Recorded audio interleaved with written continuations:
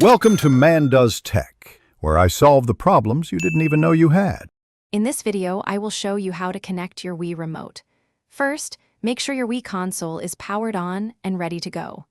Next, you will need to open the small SD card slot cover located on the front of your console.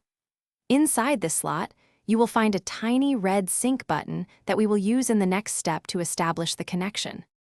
Once you have located the sync button on the console, press and quickly release it.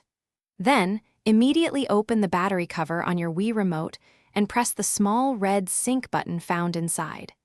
You will notice the blue player indicator lights on the bottom of your remote begin to flash, signaling that it is attempting to connect with the console.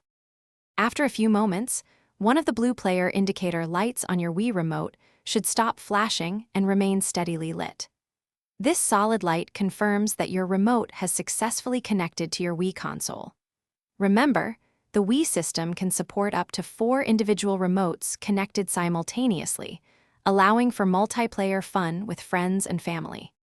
If your remote does not connect, first try replacing its batteries with fresh ones, as low power is a common cause. Also, ensure there are no strong electronic devices nearby that might cause interference.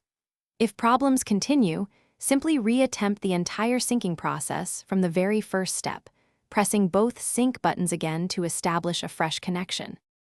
Thanks for watching. If you found this helpful, don't forget to like and subscribe.